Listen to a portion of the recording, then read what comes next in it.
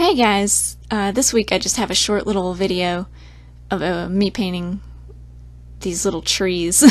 I wasn't sure if I should post this video because I was afraid that people would think the trees were boring, honestly, but that's all I wanted to do this week. So I thought I'd just use this as kind of an opportunity to talk a little bit about why the trees, I guess, and where I am artistically.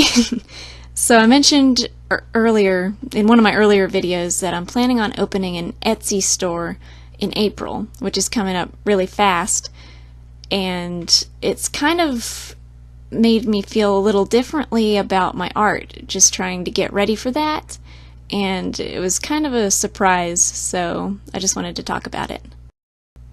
So before I decided to open an Etsy store to try to sell some of my art, I never really thought about or cared about what people thought about my art, I guess. And I would just make what I wanted, whatever made me happy, and I never really gave it a second thought.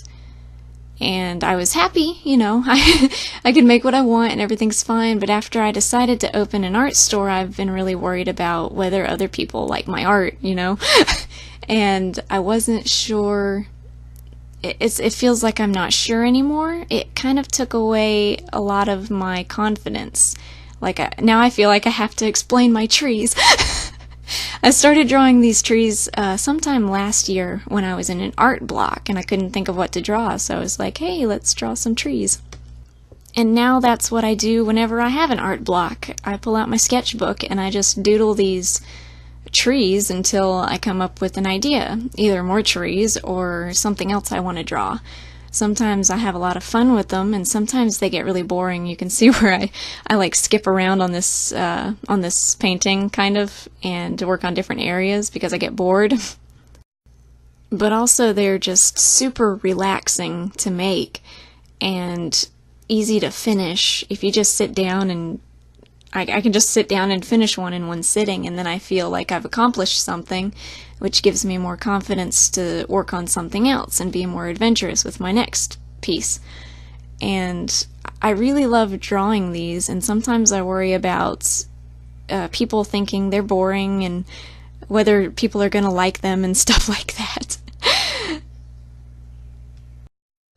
And I've been dying to know if anybody else thinks like that or has that problem, or if they struggle with it, or if they used to and now they don't. And it's really kind of stressful to talk about, first of all, because doing a voiceover kind of scares me. It turns out I don't like doing them a lot. It feels like talking in front of the class, which was my worst nightmare. And now I'm doing it to myself. But I just wanted to put it out there to see if anybody felt the same way. Because it was one of the reasons why I made this channel in the first place, was to document my process and my artistic journey, I guess. And then, you know, I spent the money on the microphone, so I might as well use it. But, yeah, I wanted to kind of put it out there, because if you don't ask, then you never know. And I really want to be able to be really honest and get input from other people who might be going through the same thing, because I've always been a huge fan of just doing what you want to artistically. Draw what makes you happy. Make anything that makes you happy, you know? As long as you're making something, you're moving forward. And I really believe that. So if I can't think of anything else to make, I draw these little trees, and I feel like I've accomplished something, like I said. I just feel like as long as you're making something, then you're always progressing. But sometimes it feels differently than that. Like, sometimes I feel like I'm not making any progress, when I know that that's not true, because I'm busy with something every day. And sometimes I know that you can't see stuff when you're right up close to it, so it's always good to take a step back and really appreciate the bigger picture if I look back through my sketchbooks over the years, I can see progress. So I know I'm making progress, but sometimes it doesn't feel like it, and that can hurt your art, you know.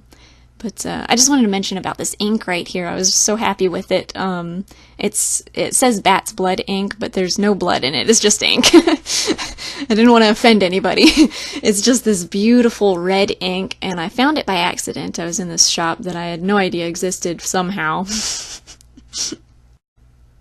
And for the first layer, I watered it down a lot because I was afraid it was going to be too bright, but then it turned out to not be bright enough. So I went in with a second layer of just the pure pigment, and it was so beautiful. I was so happy with this ink. I guess the brand is Espiritus? I guess that's how you pronounce it, but I don't know if you can find it online. I haven't checked, but I was really happy with it, and I just wanted a really bright color in the background. I like to try to, you know, do the same trees but in a different way every time. I try to do them differently every time, which is a good kind of creative exercise. Do something really simple, different. And I'll definitely have all of the materials I used in the description box below, so if you're interested, definitely check that out. I didn't use a lot, just a regular pen and some illustration board. Yeah, so that was pretty much all I wanted to say. I just wanted to check in and do a short voiceover since I haven't done one in a while. And I'm not trying to complain or anything. I really enjoy the process, and I'm just sharing what I've been thinking. And thank you guys so much for watching, and I'll probably put some music in now. I'll see you guys next week. Thanks.